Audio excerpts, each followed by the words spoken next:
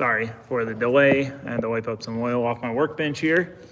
So we got a lot of things to talk about. There's a lot of things I've been meaning to address, like the situation with the vet here. What are we gonna do with that now that Clutch Kickers is canceled? So I guess we'll get right into it. So for those of you who don't know, Clutch Kickers, the series that we more or less built this car for, got canceled.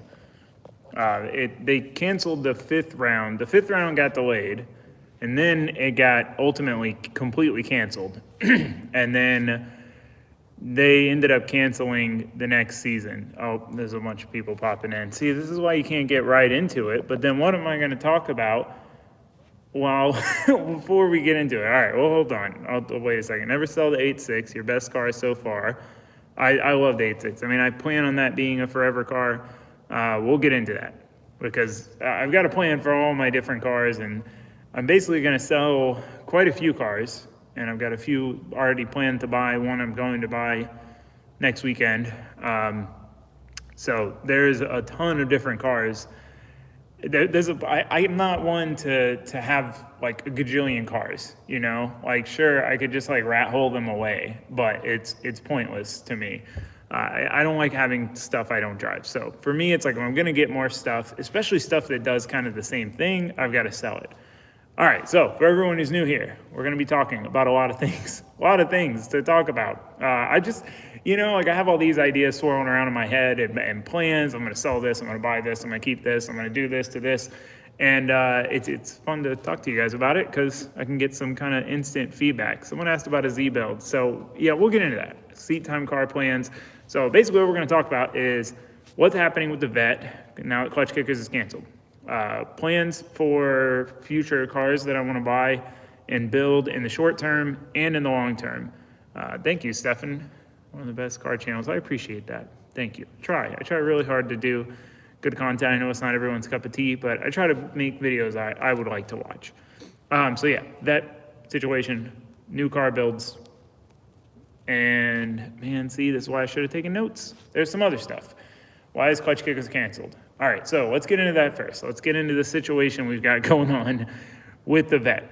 So as most of you know, if you watch regularly, I built this here car, the old C6 competition drift build. I built this for Clutch Kickers, and we'll get into that part. I'm glad that I went the route I did.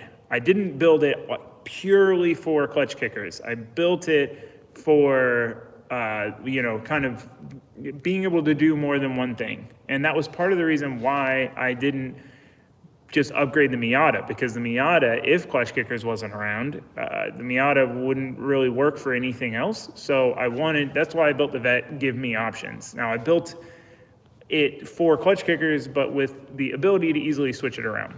So someone asked if I was coming to Drift Week 7. Yes. One way or another, I'm going to Drift Week 7, whether I borrow one of Aaron's cars, I drive the Sphero, or I buy/throw together another car. In the meantime, that's what we're going to talk about that. You built it so it can never be NFD. No, so that's the thing.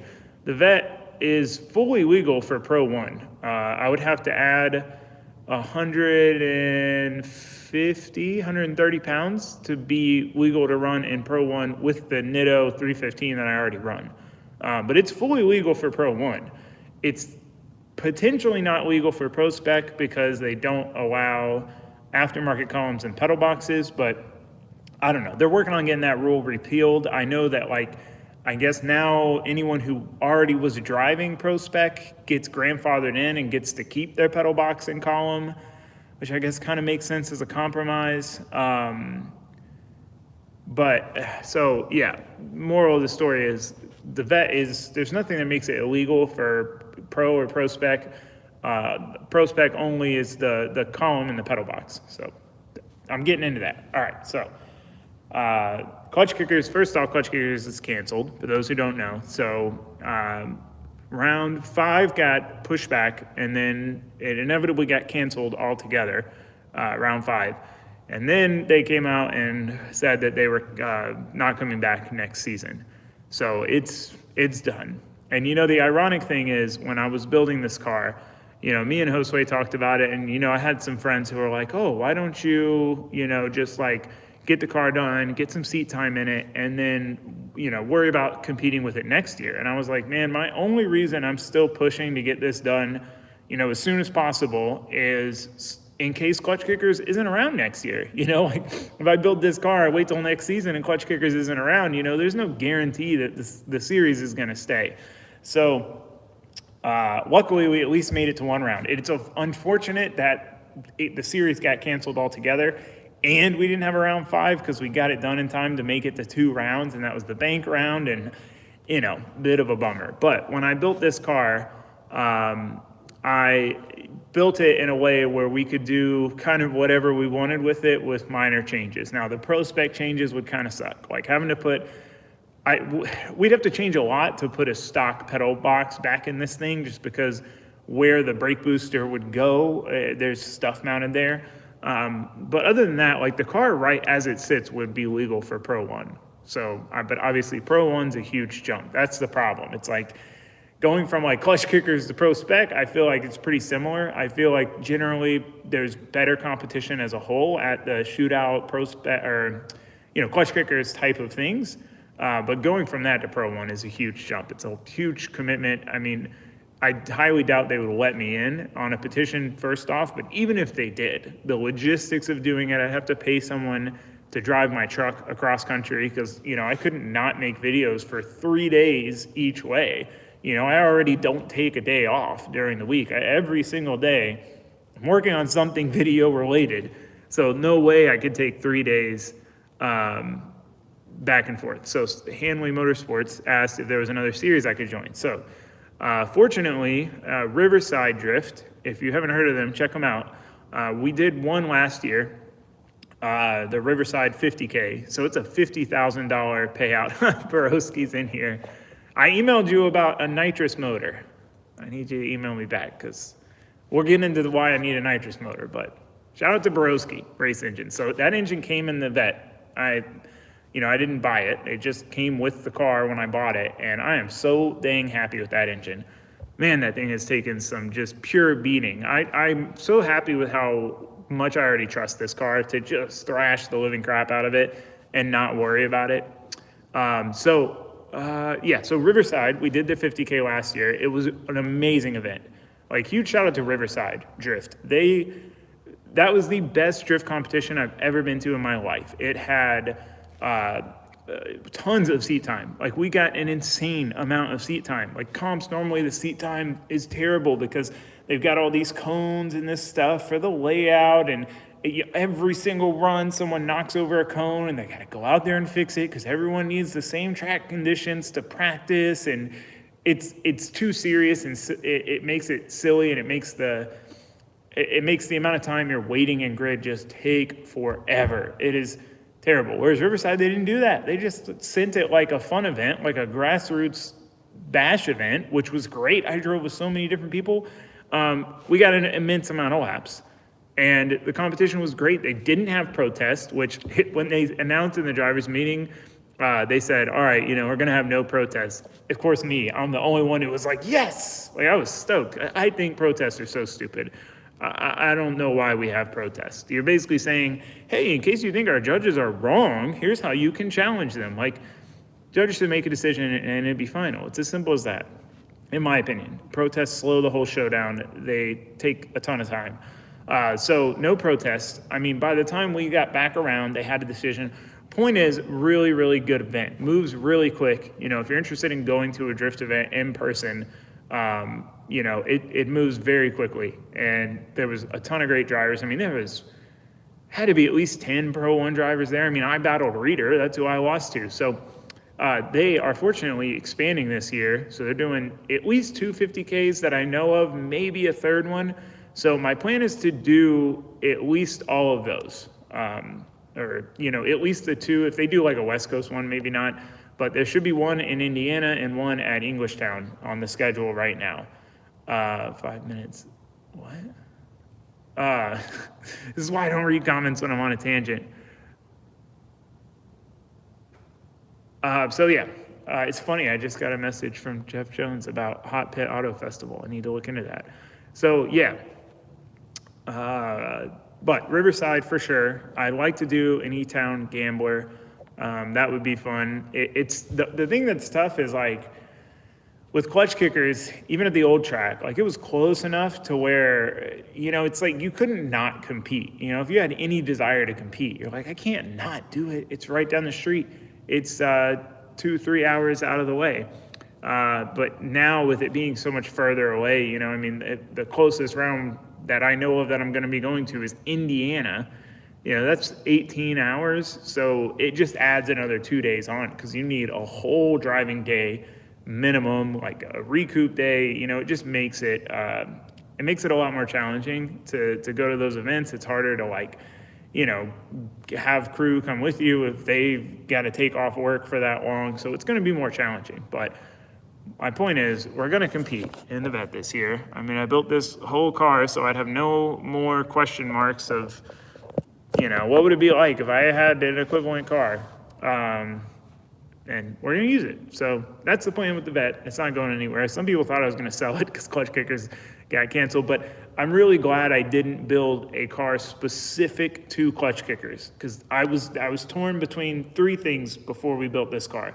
It was like upgrade the Miata, build a clutch kickers car, like just specifically for clutch kickers, or build something that is good for clutch kickers, but could also be tweaked a little bit to do FD.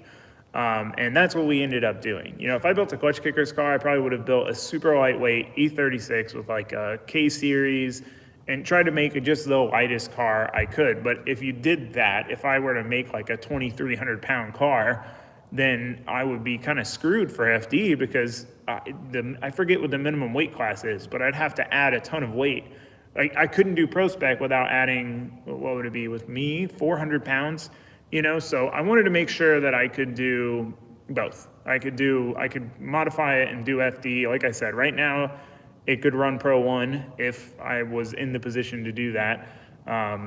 But pro spec, not too many changes, depending on what they do with the rule. Hopefully they get rid of the pedal box column rule. I get where they were trying to go with that, but I just think it's a little silly, I get that there's fabrication involved and stuff like pedal box, mounting it and all that stuff, but the car is so much simpler with a pedal box in it. With the pedal box, I have separate front and rear master cylinders. I don't have to run a dual caliper. It's probably cheaper in this car for me to run a pedal box. So point is, pro spec, that's really the only hang up, but I don't even know that, I don't know. Pro spec, I'm not sold on pro spec. No dog box rule, just no sequential. Yeah, no, I know. So that's the other rule, no sequential, which one of the reasons why we went with the front trans H pattern was because if we did the rear sequential trans, one, it was $1 million. Two, we wouldn't be able to do pro spec because it's sequential. Some people have asked about US Air. Yes, I want to get up there this year. Kyle, do you like to ride motorcycles? Yes, I grew up on dirt bikes and stuff, but I don't want to risk the potential of riding one on the road. I got rid of my Grom because of that. I was like, dude, driving this thing around Orlando is sketchy. And it's not me that I have to worry about as much as the other people. So that's my thing with motorcycles. I'd love to build like a bobber or something. Another Grom is Supermoto, but it's just not worth it to build anything to run on the road. That's where I'm at. I had an opportunity when I was a kid. My dad's friend started making parts it was basically like the motorcycle version of go-karts, like they were like little, like think about like a pocket rocket, like a little pocket bike, but they had like 6 speeds and 2-stroke engines and they raced them.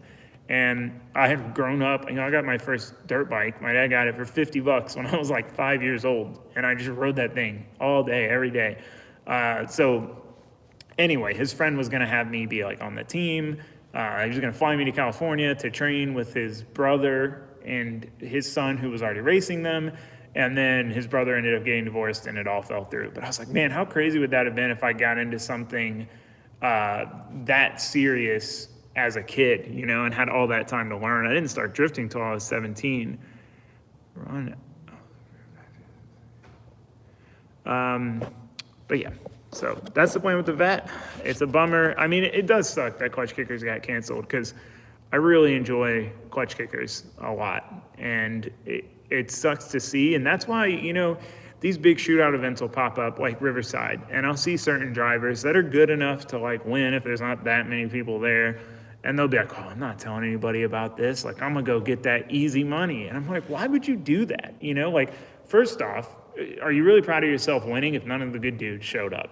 Second off, if we don't as drivers help these events grow, they're not sustainable. They can't just pay out a ton of money and not bring in any money and keep doing it. So like, if for me, I'd rather go there and lose every time, but the series continue and there's more and more of these events I can go keep driving at, than go and like keep it hush hush so that way I can get an easy win and then they don't ever do another one. To me, that seems so silly. Someone's asking about a drag car build. Do you need a moderator? Well, normally Matt Happel's in here doing the moderation, but he ain't here. I should have planned that out first. I'm always kind of last minute with live streams. What was your day job before YouTube? That's a good question. I worked at BC Racing Coilovers for 5 years. Before that, construction. The lead install on doing commercial shade structures, we called it. So like big freestanding awnings, we do standard awnings, shade structures. It was a small company, but I was like the dude who installed all the stuff with a helper. So it was a rough job, man. I worked like 70, 80 hours a week doing that job. I mean, it was cool because the days flew by, it wasn't like you're looking at the clock like, man, what time is it 5 yet? You're like, oh my God, it's 5. And we still have like 2 hours of work and we got a 3-hour drive home. It was rough. The worst part about that job was it was a small company and my boss could be kind of a jerk. And, you'd ask him like, hey, what are we doing tomorrow? And he'd be like, work, and I'd get back at 9:30 after having got there at 5 in the morning. And then he'd be like, all right, be in at 5 tomorrow. And then I'd go in at 5 and that's when he would tell me where I was going, which might be Tampa, might be the Panhandle, it might be a 7-hour drive. He didn't tell me till the morning. It was terrible. That was the only job I ever quit without having another job lined up. I quit that job and then I panicked. I was like, what am I gonna do? Like, I only have a little bit of money saved up. Like, I gotta pay rent and all this stuff. And I went and found a job working at this shop, like within 2 days, I think. And I was like, man, I wish I would have like not stressed about finding another job so much and realized that like, it's fine, I'll find another job, and enjoyed not having a job because this is probably the last time in my life I'll ever not have a job. So anyway, I went to work at this, this is actually a pretty funny story. I went to work at this automotive shop that did like all sorts of work. So they did like, everything, like just normal cars though, like an engine swap in a minivan, transmission rebuilding, like all this like heavy work, not just like lube tech. So I went there thinking I was more proficient at working on cars than I really was at the time. I had just like swapped some 240s and rebuilt some engines. Didn't have that much experience working on like normal cars. But the shop manager was kind of a jerk, and he brings this minivan in and he's like, oh, it's only got reverse. And he's like, figure out what's wrong with it, I'm like, all right. So I started looking under it, and I'm looking, and the pan for the transmission just had like this much RTV oozing out of it. Like someone had just, they must have used a caulk gun to do this RTV job. There was so much squeeze out on this thing. And I'm like, dude, there's the problem. Someone rebuilt this transmission. They put way too much RTV. It got sucked up in the pump, went through the clutches, and just tore everything up. And the guy's like, okay, walks away. And then another tech came up. This is like my first or second day. He's like, hey man, he rebuilt that transmission, right? And I was like, oh no. And he hated me ever since then. Matt Happel's here, by the way, to moderate. So be on your best behavior. So yeah, wow, we got sidetracked. That was the first job.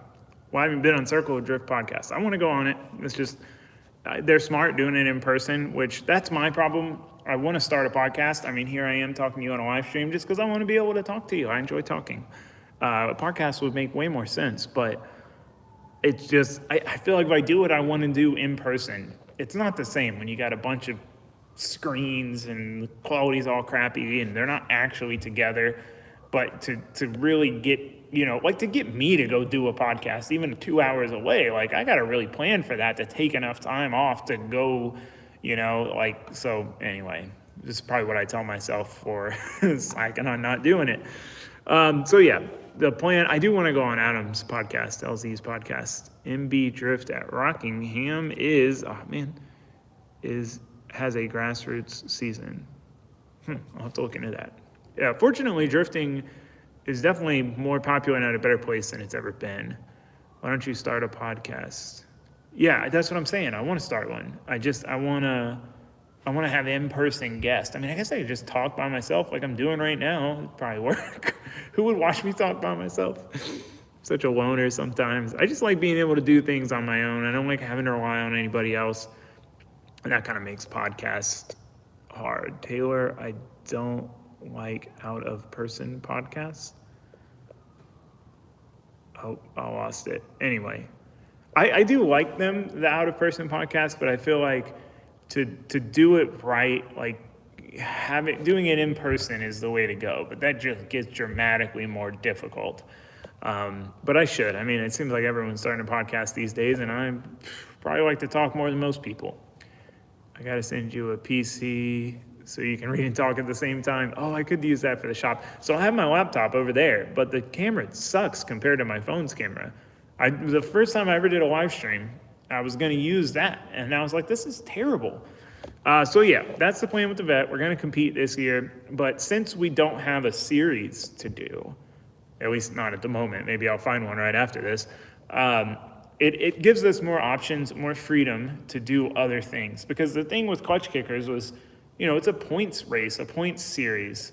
And I wouldn't want to miss around, because I'm trying to see where I stack up for the whole season.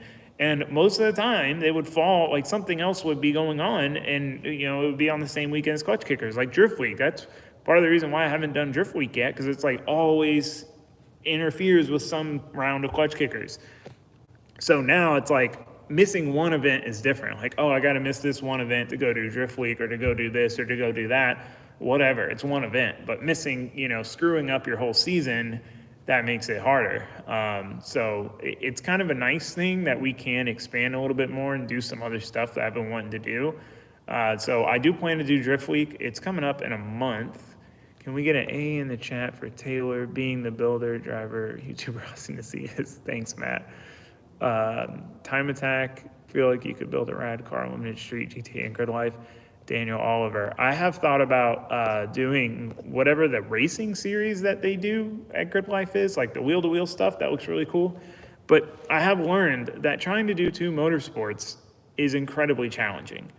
Like trying to compete and drive at a high level of competition in two different motorsports is like virtually, it's not impossible, but I'd have to have a team of mechanics and like be paying people to work on the car. Like it's tough. It's a lot of traveling back to back.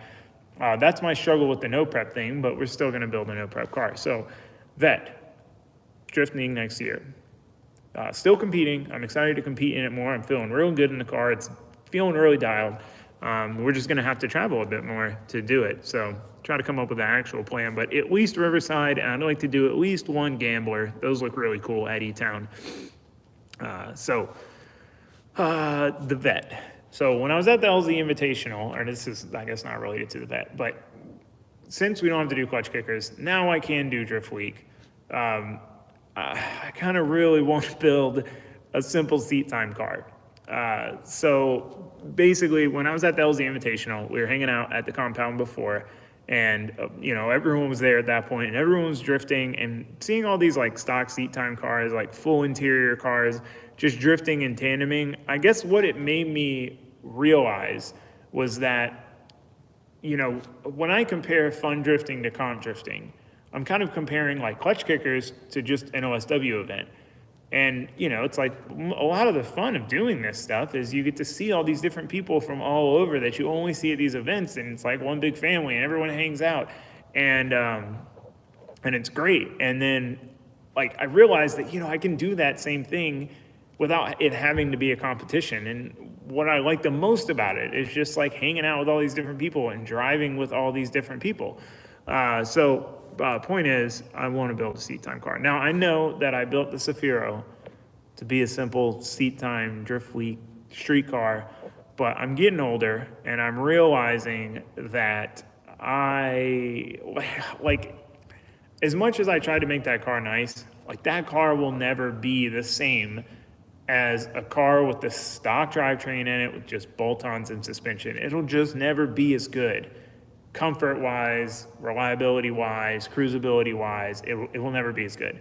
I drove Jordan from RK Tunes F80. I did one lap in it at the LZ Invitational, and I was hooked. I really want one. So my plan is to buy something hopefully soon if I can find a good deal on something to build as a drift week car. And it's a simple build, it's a short-term thing. What are you planning to get rid of? I'm getting there. You gotta let me, we're building into it. So this is what we're getting, right? So seat time car of some sort, simple build. I mean, it's just like angle, handbrake, little reliability stuff. Matt Manium. Love to see you tag along with Kevin's crew to one of the Trans Am events. That would be really cool. But then I'd probably really want to do it, and then I'd be more financially unstable. I'm leaning towards an F80 BMW if I can find a good deal on one. But at the moment, I don't know. If anything, I can drive one of Aaron's cars for this drift week and plan for the next one. I was going to get a Vette. I started with one, the F80, then I was like, let me just get a Z, and then I met in the middle at I could just get a Vette. Like, that would make the most sense. I had thought about getting a simple seat time, full interior AC Vette after we built this car, or when we were building it, to be kind of like the companion. Get seat time in a similar car that's simpler to drive, less crazy power and maintenance. But apparently for Drift Week, you can't drive a Vette without a cage because the doors blow apart. Which it kind of makes sense. Like, let me show you actually. So, yeah, the doors are kind of weak here. Let me turn it around. This is my door handle. So that's all the crash structure in the doors. This little bar here. So you imagine you don't have a cage. Someone comes in like T-bones you. Could be bad. So, kind of makes sense why we can't do that. But if I were to cage it, that would defeat the whole purpose. It just kind of defeats the whole purpose. So anyway, F80, I don't have to cage, so now I'm back leaning towards the F80, but they're kind of expensive. But I may have found one if the dude will agree to my offer. So we'll see. We'll see on that. Best unused front-engine and rear-wheel drive drift cars platform. Everything is so expensive to get into. BMWs being so good, why does anyone use older Mercedes? Gone toe-to-toe with BMWs. So on this same topic, that question, it's all about aftermarket support. I feel like there's this common misconception that people do things because of hype. Like, everyone's doing a K-swap because it's the hype swap now. Everyone's doing LS swaps because it's the hype swap. And I'm sure there's some people that do that. I'm sure there's some people that are like, everyone loves Ks, I'm going to do a K. But for the majority, the reason people do, swaps become so popular and chassis become so popular is just purely from the aftermarket support standpoint. So, if there's good aftermarket support, so like the K series became really popular when Toge Factory came out with a swap kit for an S chassis. Then all of a sudden they went in a bunch of S chassis because now there's a swap kit. You don't have to custom figure out everything yourself. Same goes for the Vette. When I had my C5 back in the day, nobody drifted a Vette besides Dirk Stratton. And I guess by then, maybe Matt Field had his, I don't even know if Matt Field had his car yet. I think his came after my C5. Nobody drifted them because there was no support. And then, I got rid of that car. We did a giveaway on it. And, years later, now there's tons of angle kit options and dual caliper handbrake options. And there's all this stuff, all this aftermarket support where you can just bolt on, throw this car together, put angle on it, go over its handbrake, seat, steering wheel, and go drive. So that's why Vettes became popular. It's not because someone saw that everyone's driving a Vette and they're like, I want to be like them, It's for clout or whatever. Same with the Zs. People think that about the Zs. Just know they got they're the cheapest rear-wheel drive car you could get into that had enough power to drift comfortably. And that's why you see so many people driving them. If you want, like, in my opinion, if you're smart, you know that doing the same thing as everybody else is kind of the opposite of getting attention. Like, you know, you're going to get criticized, like, everyone's got a Z, why would you get a Z? So it has to be a purely logical choice. So point is, when you see something that's common, like LS swaps, it's probably a reason. So I want to get a seat time car. I want to do more fun events. I want to go to US Air. I want to be able to drive the car to the track. I mean, I can drive the Sphero to the track, but it rattles and makes vibrations and stuff. And then the other car that we are for sure going to get, someone asked for the TLDR version. I'll recap. Oh man, I always do that. So the one car we are going to get, I'm buying my grandmother's G-Body back. So my grandmother had this car, at least I would have to say maybe as long as I've been alive. Quick question from Corey, 6th gen Camaros. I did think about them. It's just weight. They're really heavy. And the more weight you have, the quicker you're going to wear through tires. Like weight and power, weight and wheel speed directly equal tire wear. So, you know, I want a car that I can go do lap after lap after lap and not have to come into the pits and change tires all the time. And that was kind of why I rolled out the Camaro. It's still maybe, you know, maybe on there. But my grandmother's G-Body, she had this car when I was a kid. I remember getting picked up from kindergarten in this car. I remember going on trips with my cousins, and one of us would have to sit in the floorboard in the back seat because there wasn't enough room. And she had it for a very long time. My grandfather passed away. And I think it was after that, it went to my cousin, and he's had it since then. And I have been trying to buy it from him for over a decade now. I have been trying to buy that car from him. That was the first car I ever really wanted as a kid. You know, I would sit in it and make noises. It's an 85 Monte Carlo G-Body, yes. So anyway, it is a Monte Carlo SS. So I finally convinced him to sell me the car back. Now, I'm going to build it into a drag car, but we're not going full race car with it. My goal is to, whatever I do, since it's such a sentimental car to me, be reversible. You know, like, I'm not going to hack it up and tube front it. Like, we'll probably, you know, put a better engine in it and better transmission and rear axle and bolt-on rear suspension and whatever, and make it a good street, clean drag car. Like, you know, full interior car that you can drive to the race and have fun and then drive back kind of thing. So that's the plan. And, you know, part of me, I've learned lately that it's silly for me, at least, to build these like heavily modified street vehicles, because I just don't really care to drive like a crazy ratchet car on the street anymore. It just doesn't really do much for me these days. And really, like, I love the M3. Like, that's what I drive 99% of the time. But in this scenario, it's like, I want to try no prep racing. I want to try drag racing, but I don't want to go full kill mode and get, you know, build a full-on race car just yet, because who knows what I'm going to end up doing with it. So my plan is to build a street one.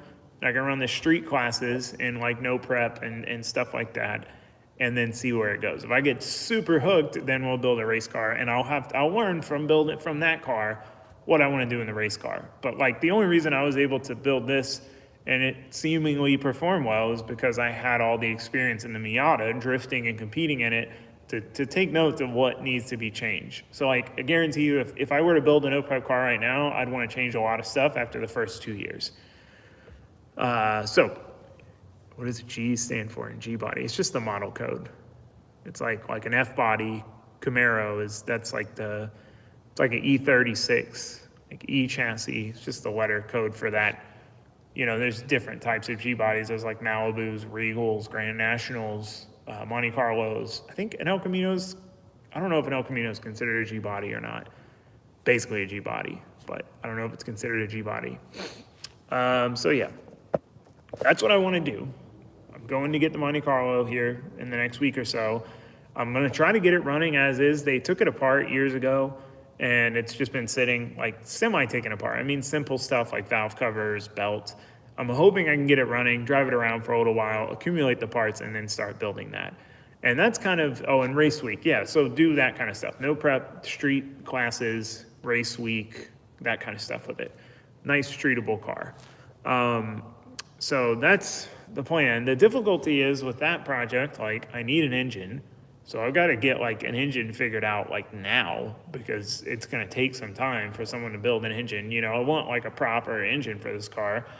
I don't want to home build something. I mean, I could, but point is that's going to take some time. Getting the other parts squared away is going to take some time.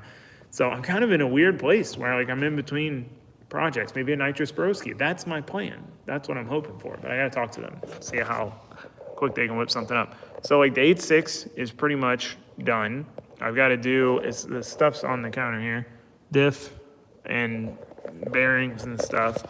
But it's pretty much done. Taking the Zafiro to the track this weekend, so we're gonna find out if it's done. And the turbo truck does need some stuff, but I don't even have the parts for it. So point is, I'm kind of in between projects. We got stuff to work on, but it's a weird place to be as a YouTuber. You know, like whenever I'm doing a big project like the vet, I get so focused on that project that like I forget any other projects exist.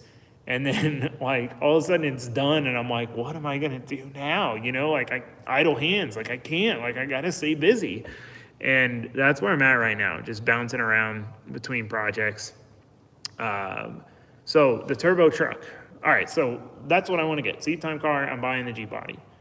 I mean, the seat time car is still iffy. If I find a good deal on one and it makes sense, I'm going to do it. If not, I'll take the Zafiro on Drift Week or one of Aaron's cars. This is iffy. But ideally, long term at least, seat time car, stock interior, comfy AC. The difference between sitting in like a stock interior, quiet, insulation car on grid for hours at a time and a race car is a 9-day, so much more comfortable. Car for Josue would be so cool. Well, so that's another topic. Well, one, I've thought about that, but I wanted to build something for the Dragon, but then as I'm getting older, I'm like, it'd be better to get like a normal car. It's a lot. It's complicated. But what was I going to say? So I lost my train of thought. But that's my plans for the buy. The get rid of is I want to fix up the turbo truck. I want to, lower it on some 22s. I want to paint it, do a fuel system, and probably do a giveaway on that. That's my rough game plan. Get the AC working, make it like a nice street truck. It's almost there. It just needs a different compressor and lines to make the AC work. It works like a normal truck, cruise control works, all that stuff. And instead of making it like a drag pack, like lower it on some like factory chrome 22s, and do a giveaway on that. If we can get through doing a giveaway, we're just, I'm such a procrastinator at doing things I don't know how to do, and like setting up a giveaway, like I've got to go through all the steps to set up the giveaway, and I don't know how much merch to order, and it's one of those things. I have been talking about doing one for a long time, since the vet one a long time ago, which was handled by a different company that did all that part, and I still haven't done it. So either sell or give away the turbo truck, because the Monte Carlo will now replace it. So that's exciting. The Monte Carlo is going to be the new, what the turbo truck was going to be. So then I need to sell the Fummins, which obviously the plan has always been to get rid of it. I was going to do a giveaway. But I think it makes more sense to just sell it. It's taking up a lot of space. It's rotting away sitting. Like one day during the hurricanes, it got rained in because the sunroof drains clogged up, and it was a mess. I had to clean it up. I had to have Shulman detail it. So I got to fix a couple things on that truck. I've got to figure out why the transmission, which is part of why I ended up buying the new truck, because we were coming up on the season. I hadn't had time to touch the Fummins. The transmission will just randomly flare the shifts, but then you turn it off, turn it back on, and it'll be fine for a while. So I want to get that sorted, figure out exactly what it is, and get it fixed before I sell it. I want to make sure, because it's such a dialed truck. Like, it's got heated and cooled seats. It's got, if you didn't hear that it didn't sound like a Power Stroke, like you wouldn't know getting into it that it wasn't a stock truck. So I want to make sure everything's good and sell it 100% sorted. Someone asked about Marco. Marco moved to Vegas a while ago. We're still friends. I was just talking to him the other day. So yeah, sell or give away turbo truck, sell Fummins. And then the Safiro's up in the air. If I get a seat time car, the Safiro doesn't have a purpose, and that's what's kept me from getting a more normal, like I've thought about getting another Z for a while, nice stock interior AC Z. And I can't because I have the Safiro, and that's the whole purpose of the Safiro, is a comfortable interior seat time car. But again, older me, realizing logically, it's still not the same. Like it's a swapped, heavily modified car. So I don't know. We may have to get rid of the Safiro, may have to sell it or just paint it and do a giveaway. We'll see. But if I get another seat time car, assuming I like it, it's going to be the replacement, like for the Safiro. So basically, hold on. Buy a mill and a lathe, start figuring that stuff out before you need it. I know. The problem is with the mill and the lathe is I need a 3-phase converter, and I don't know if I have enough shot power to run the loss of a 3-phase converter to run a mill and a lathe. Plus, how do I get it in here? I got to rent a forklift, but it's on my list. So yeah, potential sell, Safiro, turbo truck, Fummins, keep everything else, get seat time car, G-body. That's my current plans. Plus, I really want to get into, I want to sink my teeth into another big build.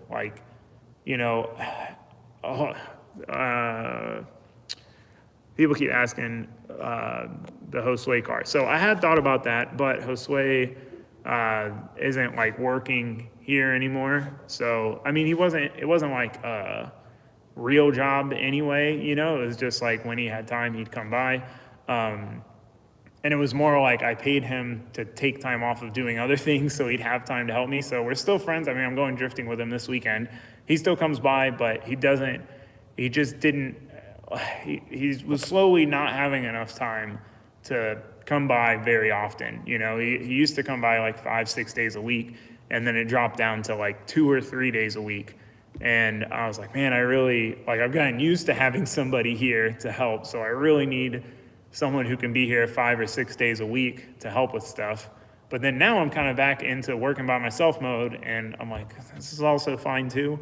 I don't know. It would be handy to have another person here full time that I could, can do all the random stuff. There's just random stuff, that takes 2 hours that it takes so much of my time away that I could get so much other done, like taking tires to the dump or taking oil to the recycling place or stuff like that. So I need to start looking for Josue replacement, unfortunately. Because like I said, the tough thing too is the schedule. I guess I could find someone full-time and probably make that work and, have them work on stuff if I'm editing or whatever. But, Josue's schedule kind of worked out because he'd get here around 3 and then we'd work till around 8. And he'd be here 5 or 6 days a week. Whereas if I was trying to have someone here 8 hours a day, I'm like, do I have enough stuff to give them to do? And I like doing all the stuff myself too. So I wouldn't just be like, hey, go fix the Miata. I want to fix the Miata. So yeah, it's a struggle. I don't know. I don't know if I think long term I need to find somebody to work with me, but I don't know. It was definitely worked well with Josue because he didn't need a full-time thing, and I didn't necessarily need a full-time employee, so he'd just come over when he could.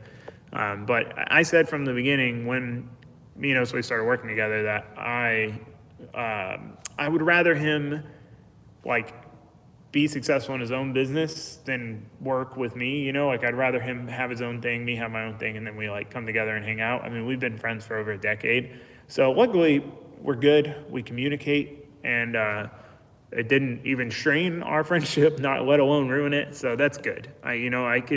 I was worried about that going into it. What if things don't work out and then we're not friends anymore? I definitely wouldn't want to lose a friend over this, but it worked out. It was good. We got the vet build done together, and yeah, so.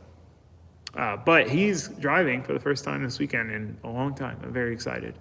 So someone asked the shop amperage, it's 100 amps. But yeah, so I need to find a replacement. it's a tough seat to fill, like it took a while to get even comfortable with Josue and know like his strong suits, like what he's good at, what I can have him do, like while I'm doing something else. So it was going to be hard to learn that again. And like, it's going to be hard to find someone that I'm comfortable filming around and is comfortable being on camera and, so I don't know. Maybe if you're interested and you're local, send me a resume, taylordrifts@gmail.com. It's going to be local though. Local. I wouldn't want someone relocating. It doesn't work out, So, but me and Josue are still great friends. Me and Raldo are still great friends. They're still doing the merch. They're still handling the merch. If you guys didn't know that, they do all the merch stuff now. So Raldo does the ordering and the shipping. They have that at their shop. So that's been great having them do that, having it close enough to home to where like I can be involved, but not like something that I've got to do on a daily basis, shipping everything out. And they kill it on that too. Like we got a bunch of orders when we came out with the embroidered shirts and sweaters, and they got like all of them out that day. Someone's dumpling gang. I'm located in Central Florida and like to meet up and take photos with my cappuccino and your 8-6. Send me an email. You know what? I'm going to moderate myself. I'm going to hide this user on this channel. Someone said all I do is cry. Like, this is why people. Like, what have I complained about? Nothing. This is why you don't read comments sometimes. Driving the Riverside 50K, yes. So yeah, that's really my rough game plan at the moment. Sell, buy, sell, buy, sell, buy. Hopefully it works out. It's just I really want to get into a build that's crazier than the vet. I want something that I've tried every build to challenge myself and do things that I've never done before, mainly fabrication wise, and try to like learn every time and progress and, do stuff I haven't done and then learn how to do that stuff. And the vet, like I kind of set a pretty high bar for myself. I learned a lot on that car, and it's like something's got to be pretty wild to be the next level up from that. I think someone said my glasses are crooked. They sit crooked on my face because I broke my nose when I was a kid. It's a funny story I can tell you. I'll tell you in a minute. Someone remind me to tell the funny broken nose story. It's pretty funny. So, but yeah. So what I really want to build is some like crazy tube chassis car that's just all fabrication. Just like one of those builds probably take 2 or 3 years, and it's more about the journey than the destination. It's more about the process of the build than it is the end result. I really want a nice big build to sink my teeth into. Like, I feel kind of empty now that the vet is done. That was always something I had to look forward to. Every day, I'm going to work on the vet. And maybe we'll take a break and work on something else and then come back to the vet. So I want to build my own tube chassis. I'm trying to figure out if I want to get it like 3D designed and printed like they do with the cages now. Not printed, but like just machine bent, CNC like made. But then that kind of takes out some of the fun of like welding it myself. I got to find a body. I really want to use a Datsun 510, but someone said an off-road buggy. That's a good point. See, I was thinking like a street car, but maybe something that could do off-road too would be pretty cool. It'd be something different than what I already have, vehicle-wise. Because I feel like the Miata I've got to convert into like a grip race, time attack, road course kind of car so that it at least has a use. Because if I have a nice seat time car in the vet, that's really all the drift cars I need, So yeah. But again, on the Josue thing, I should have just had him on the live stream, because the thing with being a YouTuber, and this is why I don't really show much about my private life. Not that there's really much going on. Pretty much same schedule every day. Watch TV with my girlfriend and my dogs. That's my life's simple. But people just create drama out of thin air. So it's like saying that Josue doesn't work here. People are going to assume it's a bad thing. It's not a bad thing. I was just texting him like 5 minutes ago.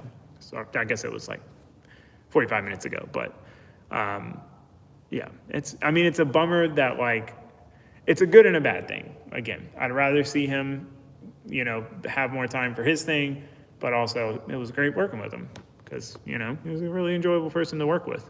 And it was really helpful too. Like I've always worked by myself, and I've always been good about being self-sufficient, and I've always focused on being able to do everything myself. But one of the nicest things about having Josue here was, bouncing ideas off of each other, because I might get stuck in a mindset of I got to put the turbo here, it's got to go here for this downpipe, and then he could look at it and see it differently and then come up with a solution. So every time he'd come over, to help, we'd spend the first hour or two just talking about just catching up, planning, whatever.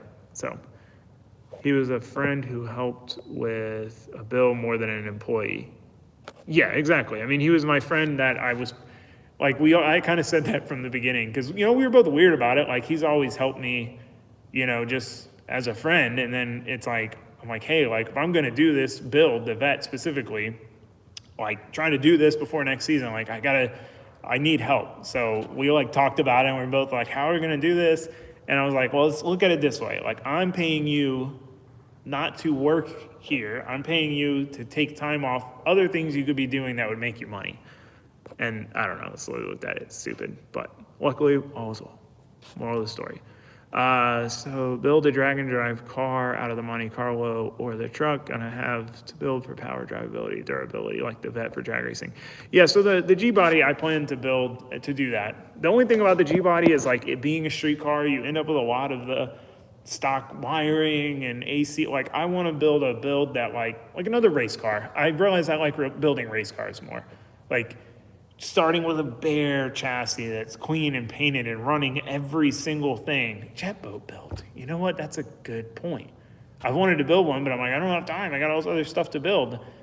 The only problem is with YouTube, it's you've got to think about I build what I want to build.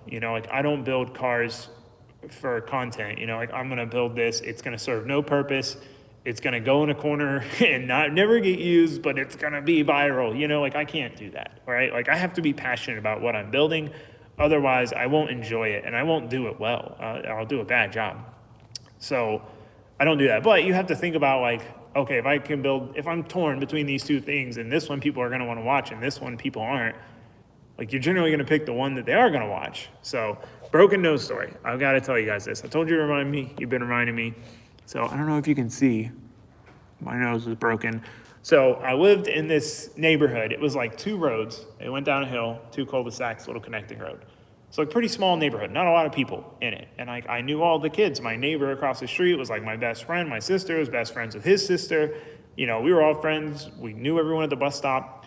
And my house had a little hot tub in the back, that didn't work. We called it a cool tub.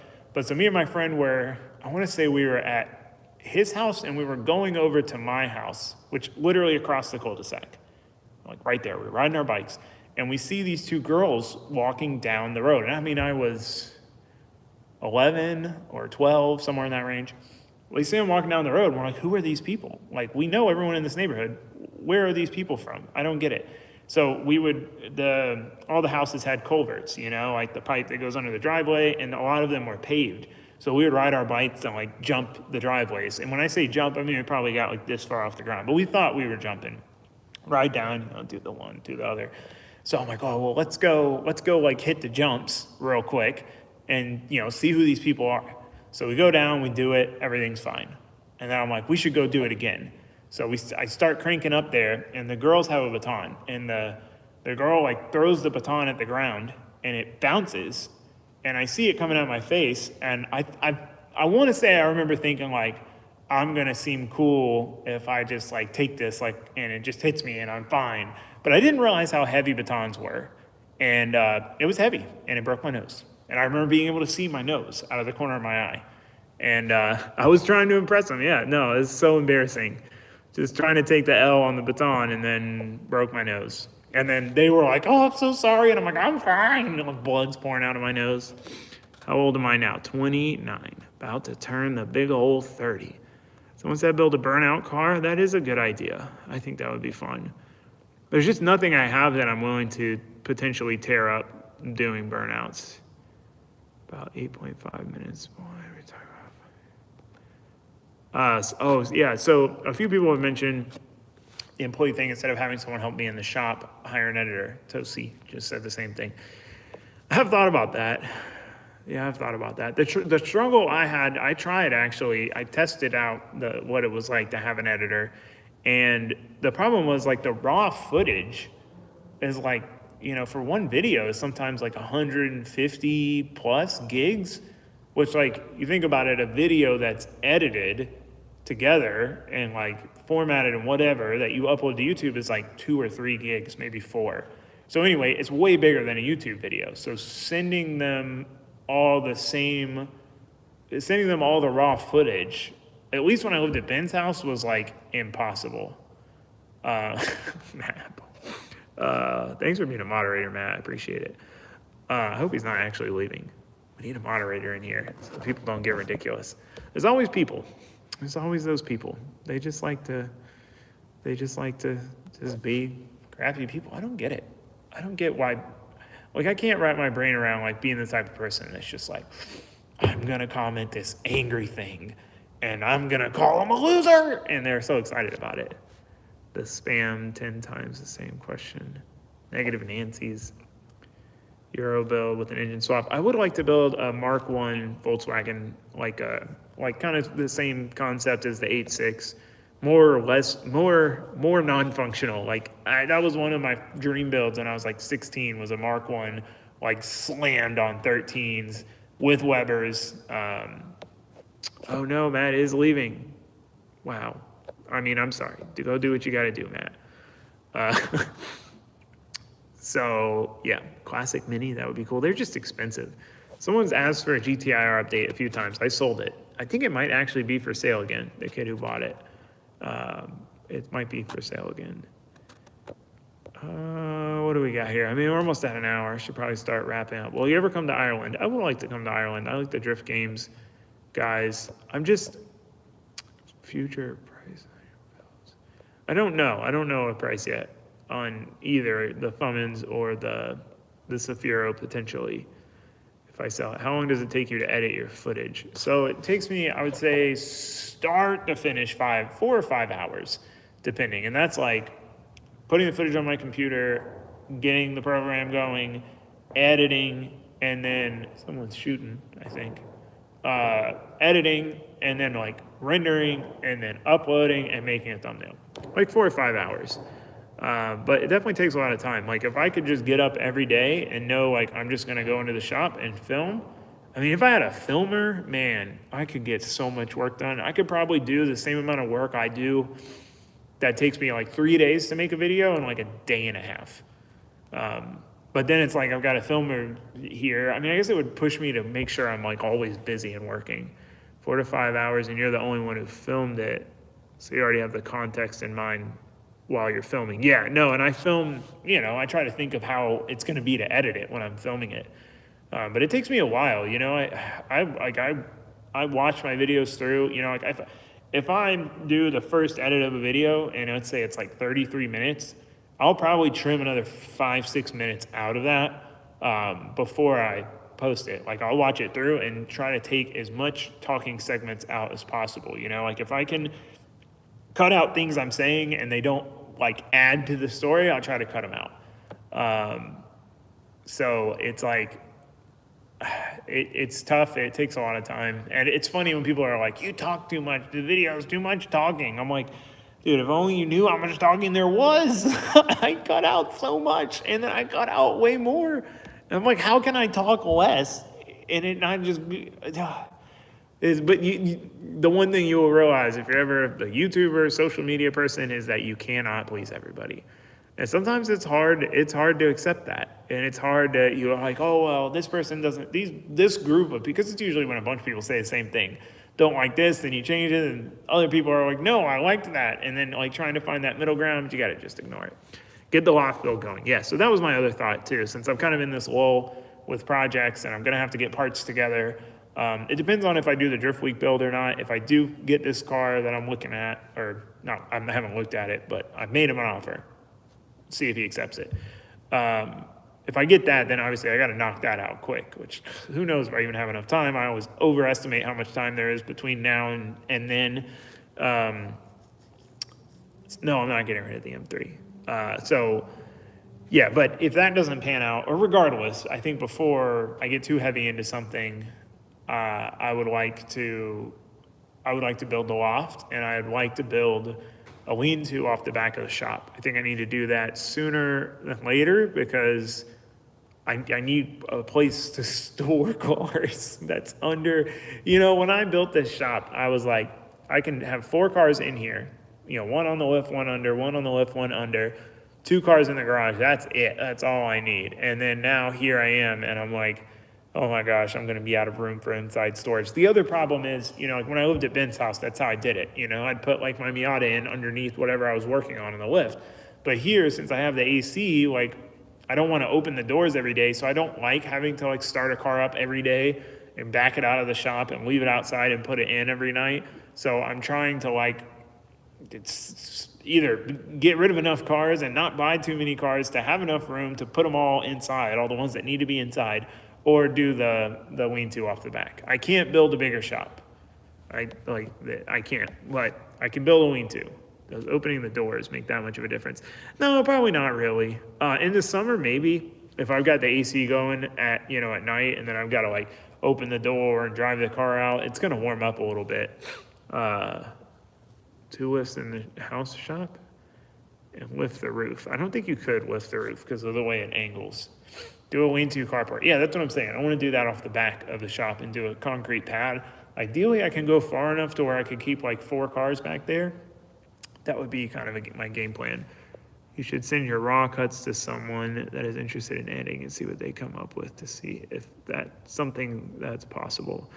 Yeah, my biggest thing, people do it, so obviously there's got to be a way to do it. It's just getting the footage to somebody in a timely manner. I'm kind of I'm always running on the edge. I edit my video and then it goes up that day. It's not like I'm a month out in videos where or even a week where I've got a video edited and it goes up next week. So I could send someone the footage and, have 5-day turnaround time. It would need to be quick turnaround time. So I don't know. It would be ideal to find someone who could film, edit, and do a little bit of car work in between. That would probably be the most ideal scenario, or find someone to do all the business stuff, but you got to really trust someone to do all that. I just like working on cars.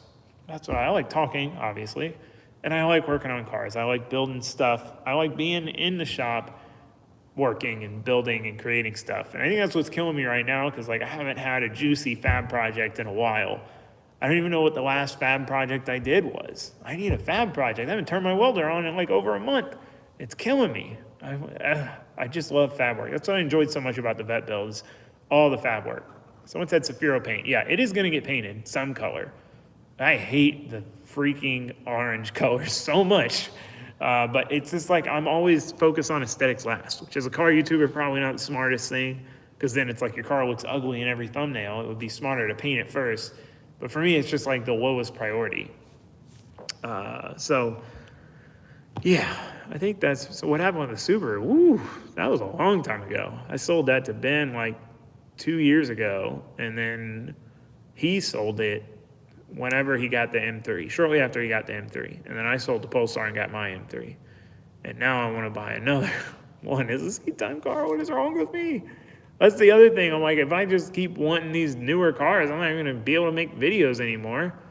Someone said, we went to see the Built K Series ribbon. It's going to be ribbon this weekend for the first time. I did some pulls in it. The video I've been working on is kind of, I don't know. I'm always hypercritical. But I struggle to make videos if it's not a big chunk of progress, and kind of bouncing back and forth between projects. But it's a cool video. It's kind of more of a vlog. Can't believe you didn't fab a bracket for the MSD box to mount aside the fuse box. There's just not a lot of room by the fuse box. Get your teeth into a wide body fabrication. But see, that's not really the fabrication I like. I like the mechanical fabrication. I do miss the Subaru. Someone asked maybe a drag car. Yeah, you'll have to go back and watch. But yeah, so anyone who's just here, I understand it was meant to be sold. Anyone who's new here, Saphiro potentially going, turbo truck going, getting replaced by a G-body, Saphiro getting replaced by a more modern seat time car, Foreman's going, which is nothing new. What about turning up the Silverado quarter mile? So it's the thing with all this stuff is it's a rabbit hole. So the Silverado has the stock rear axle. So if I put drag slicks on it and launch it under a lot of boost, I'm gonna break the rear axle. So then it's like, okay, well, I need to put a rear axle under it. If I'm gonna put the rear axle, then I might as well put, convert it to 5-lug and do drag wheels and Caltrax bars. And then it's like, you're talking about 10 grand worth of upgrades. You go from like, all right, I want to make it ready to go to the track to like 10 grand worth of upgrades on like 2 weeks worth of projects. So that's the tough thing. That's just the rabbit holes. You're looking for a fab job. Good point. Fair enough. Ideally, G-Body will get a Ford 9-inch. Probably just bolt my own in or make, modify one for myself to go in. I don't know. I'm not super like knowledgeable on solid axle stuff. I know enough to know where to look. How far are you from OSW? I'm like 45 minutes to an hour if you take the back way. Would you do FD if they offered it? Yeah, if they said, hey, oh, my dog's barking. If they said, hey, we'll approve your petition if you want to do it. I don't know then. I still don't know, man. It's a lot of commitment and a lot of money. Like most people spend like $100,000 a season, and that's not counting the car. That's the problem. I would have to kind of give up everything else to be able to afford it, or be really good at selling myself to sponsors and getting sponsorships to pay for it. Calvin said, as an older gearhead, I can appreciate your OCD. All kidding aside, I don't understand how drifting is governed. Sometime in the future, can you please explain the rules and how drifting is judged? Thanks. Calvin, yes. It's been on my to video list for like a year now, but I want to make a really thorough video on how drifting is judged, kind of where the different series fall, like the ladder from grassroots to FD, all that kind of stuff. I'd really like to do a video on that. I have a few videos I want to make. I want to make like car wiring for dummies, like, a nod to the old books, X, Y, and Z for dummies, and some other ones. Maybe I can get into some of those. I'm always like, I'm too busy working on the cars to make a video like that, but I enjoy doing those like informational style videos that, people can access later on, years down the road, and they're still useful. You thought about giving away fab work on a subscriber's personal car? That's actually would be kind of cool. Drifting for dummies, that would be a good one too. Yeah, I guess I could name that one. My plan was going to be like how competition drifting works, or how does competition drifting work, or competition drifting explained. One of those titles. It's always hard to come up with a title, man. It's always so painful. Why did clutch kickers end? I'm really not 100% sure. DM'd you on Instagram. Think I'd be the perfect person for the job. Johnny, I will remember to check my Instagram DMs after this. And you can also email me. Sponsor that could help the road, like fuel sponsor who also makes race fuel would be great. Yeah, no, like to do FD, I would need like right now, if I get anything sponsored, like it's like car parts wise, it's just like I get it for a discount or free. But, like I don't have any companies paying me to run their parts. Whereas to do FD, I would have to have a company like paying me to have a sticker on their car because it's so expensive. And I don't know, I have a hard time selling that to somebody because I don't really think the value's there for someone to give me that kind of money. So I don't know, I don't know. But plan is to drive it more competitions this year. Riverside at least we got Riverside. Shout out to Riverside. Go follow them on Instagram so that way their account can grow and they can keep growing and keep freaking giving us a place to go compete with a bunch of high-level drivers because, I want to see them do well. They're awesome dudes. Their events are phenomenal. And I plan to go to both Riverside 50Ks this year. I plan to do the next Drift Week, and maybe if I'm lucky, the other one. I imagine there'll be another one at the end of the year. Plan to do a Gambler, at least one Gambler. It's just, someone said, have you ever thought about getting into motorcycles? If you go back when this is over and watch, there's a little whole segment about motorcycles and kind of a cool story from when I was a kid. I almost got into racing. yeah, I don't know. It's just FD's a lot of money. It's a lot of money and it's a lot of commitment. And, you know, I'm not so disillusioned that I think that like, if I go to FD, I could win. Like, I've seen enough really good drivers go to FD and struggle. So I know I'm going to struggle. And it's like, do I really want to spend like all my money, time, and energy to go like, you know, be stoked if I just make it through one battle? Like, that just doesn't sound that fun. But at the same time, it's like competing against the best drivers in the world, like, would be awesome, and you're going to grow so much more driving something like that. And the car is capable. I mean, talking to Chelsea, he said it's better built than a lot of pro cars, so it's pro car level. It's a lot of time and money and the distance. Like, if it was all local, it would be one thing, but it's just a lot of time and distance. They might do a larger gambler comp with no tire rule. I think they were talking about this a while ago. Right now it's a 255 rule. Oh, that's interesting. 255 rule. Can you run? I wonder if you can run like it's a big sidewall 255. That's my problem with running like the 265, the LZ Invitational. People are like, that's not a small tire. I'm like, yeah, I'm also used though to having like a 3-inch sidewall, and I'm going down to like a 1-inch sidewall. Like, it's a small sidewall tire. Yes, a 265 is big on a Z, but a 400 treadwear 265 is not a lot of grip. That's the other thing with the LZ Invitational, you know, and I knew that. I was worried about taking the vet. You know, I've always been the guy in the underdog car, so it's weird to be Taylor lost in a pro car kind of guy now. Like, now I'm the one, whatever the not underdog is car-wise, which is weird. It's a weird feeling for me.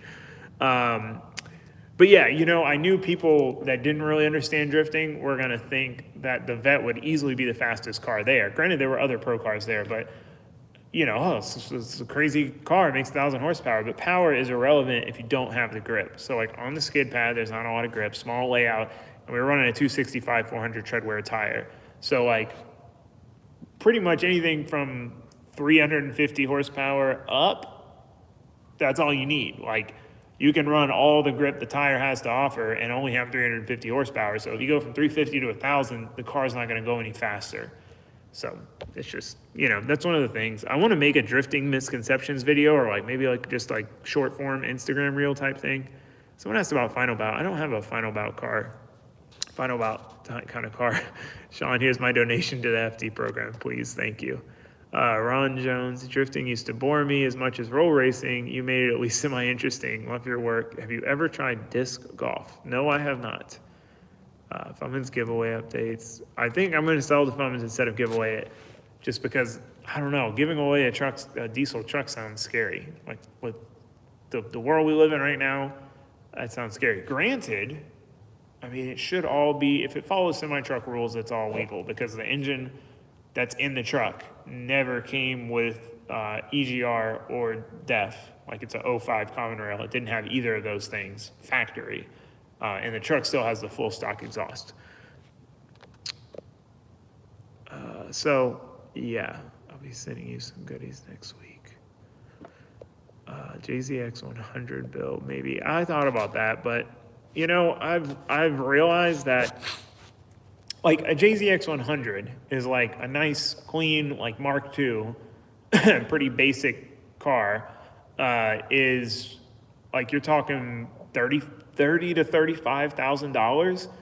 And me at my point in life right now, I'm like, I'd rather buy, you know, a 80,000 mile M3 for $35,000 than a 90s car, which I used to love JZXs, but as I get older, I realize, like, a lot of that hype and that draw for the nostalgia just doesn't do it for me anymore as much as it used to, like enough to offset. You know, it's just like, I feel like for 35 grand, a F80 M3 is you get a lot more car for your money than a JZX 100. As much as I love JZXs and would love to have one, I don't know, I like newer cars now, and it sucks. Like, I've always liked crappy cars, and I mean, when I was younger, I took the AC out of my car and drove with the windows down on purpose, and now I can't stand driving. No, I can't stand driving with the windows down, but like, I like being in a quiet, comfortable car with the windows up. It's weird. Go to Japan. I would like to do Japan again. You know, like, the last time I went, I was not in a great financial position. I had basically spent all my money to do it, which obviously made it more stressful than it needed to be because I'm like, I'm not a financially irresponsible person. So I think going now would be nice, but then it's also so much more expensive now that I'd like to go again. Should put 150 shot on an NA K24, like a Honda K24 or K20, like a KA24. Probably, I don't know. I don't know enough about nitrous, to be honest, and like what the, 75 shot I think would be safe. As long as you tune it properly and have the fuel. Copart cars, hurricane, flood. Yeah, it's just time. If I don't worry about making this drift week with one, then a Copart car would work. Do you review your comments after live events? Honestly, sometimes I just turn the chat off after live events because I don't want to have to go through an hour and a half of comments, and if there's like bad stuff in there that people shouldn't see. The builder sessions, love the channel. Best way to contact you, have you on our podcast, reached out on Instagram. It's probably in the spam folder.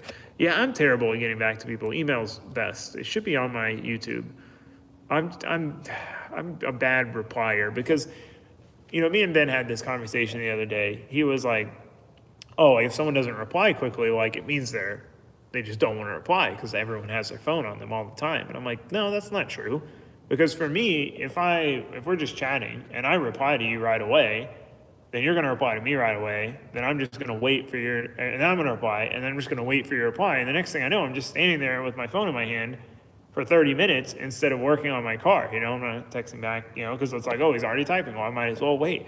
So I wait to reply to people until I'm like done for the night and I'm just chilling, on the couch watching TV, and I can reply and keep this conversation going. Unless someone asks me a question, like if someone I know is like, hey, I'm trying to build an L92. Like, what parts do I need? Do I just need the lifters and DOD? Like, because I could fire back right then, give them their answer, conversation, done.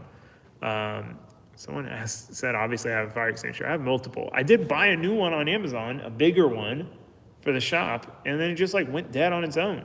I only bought it a few months ago. I'm local to E-Town. Sean, what happened to the competition team build series?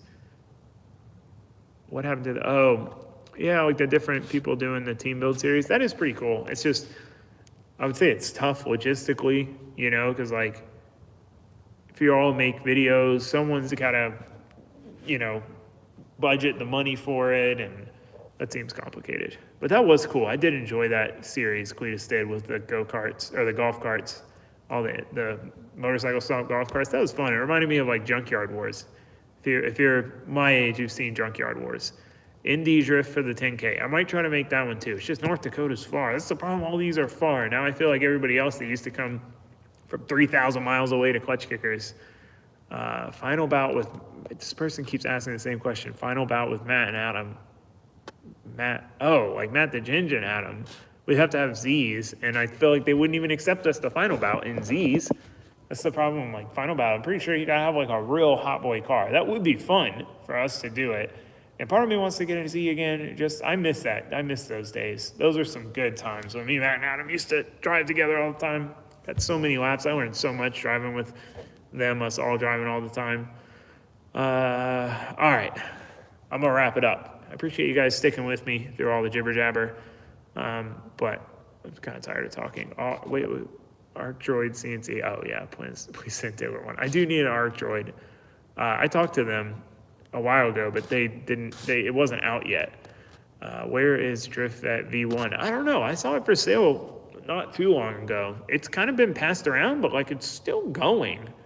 I mean, that thing has to have 200-something thousand miles on it by now, and it's been a drift car for a lot of those miles. What do you think about the Caddy Jack build? I think it's sick. I love watching Midwest street cars. And like, it makes me want to do a nitrous combo. I like the idea of nitrous now more than I ever have.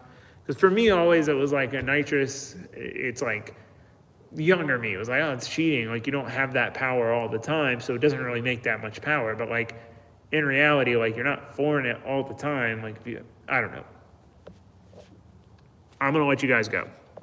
So thanks for sticking around. Thanks for talking. It was good. Garage built G-body shirts. I got to get the G-body first.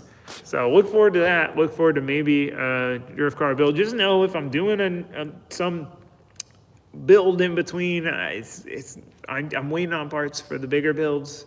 And I've got to plan these, like the tube chassis thing, I really got to plan out. I got to plan these things out. So if we do build another seat time car, relax. It's like we're talking like a 2-3 week build. So, yeah, gonna get the G-body, gonna build stuff. Need to get into a big, deep fab project with like a chassis table, tube chassis build. But that's gonna be that's gonna be tough. So anyway, thanks for saying bye, everybody. It was good talking to you all. All right, see you later. Let me make sure I got this question. Yeah, I did. Okay. All right, goodbye. I'm in it.